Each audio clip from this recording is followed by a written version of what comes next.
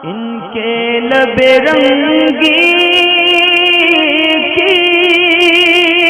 निछावर थी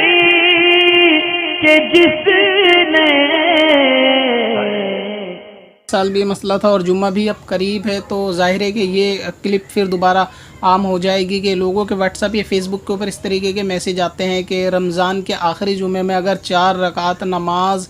के अंदर सूरतों की पढ़ने की जो क्वांटिटी है वो इस तरह कर ली जाए कि 7 मरतबा आयतल कुर्सी, 7 मरतबा सूरह इखलास और ये और वो,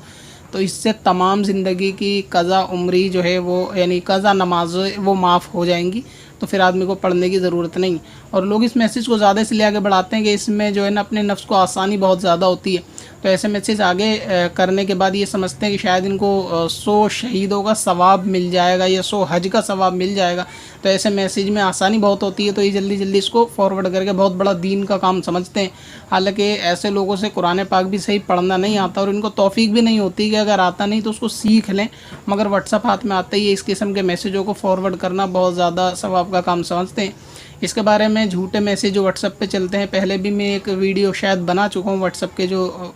बेकार मैसेज होते हैं कि बेनूर हो जाए उसका चेहरा, कि जो हदीस पाक को सुनकर आगे ना बढ़ाए, इस किस्म की बात।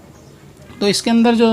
है उलमा ने इसके पहले भी रद्द किया है कि ये कोई हदीस नहीं है, और ऐसी हदीस तो मतलब मफ़हूम से भी ज़ाहिर नहीं होती कि ये हदीस हो सकती है कि कोई 4 रकात नमाज़ पढ़े और कज़ा उम्री माफ़ हो जाए। हालांकि कज़ा नमाज उसके अदा करने से यानी पढ़ने से ही माफ़ होगी, अपने सर से साकित होगी, और माफ़ जो उस कज़ा करी है वो तौबा होगी उसकी। लिहाजा वो नमाज़ें जो कज़ा हैं उसको जितनी कज़ा हैं उतनी ही अदा करनी पड़ेंगी, उन कज़ा को वापस अदा करना ये वाजिब है। इस तरीके के कोई हदीस नहीं है कि 4 रकात आपने पढ़ ली और इसमें इतनी मरतबा ये पढ़ लिया वो पढ़ लिया। बिलफ़र्ज़ अगर कहीं से आता भी उसमें दलील भी लिखी हो, कि मिसाल के तौर पे लोग डाल देते हैं ऐसे अपने मैसेज को जो है ना इम्पोर्टेंस और क़ुव्वत बख्शने के लिए कि बुखारी शरीफ ये वो, हालांकि किसी के घर में होती भी नहीं है, उमूमन कोई चेक भी नहीं करता, तो बस इस तरह लिख दिया, या अक्सर कॉल हज़रत अली की तरफ रवाना कर देते हैं कि हज़रत अली ने फरमाया ऐसा कर लो वैसा कर लो, और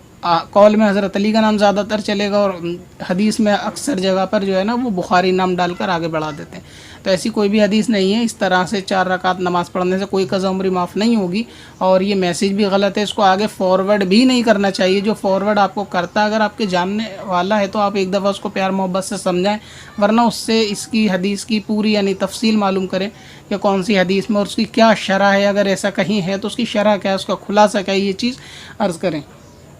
वरना ये कि इन मैसेजों को आते डिलीट कर दें, आगे फॉरवर्ड ना करें, दूसरों को फॉरवर्ड ना करने की ताकीद करें। फिर भी अगर कोई भेजता है आपको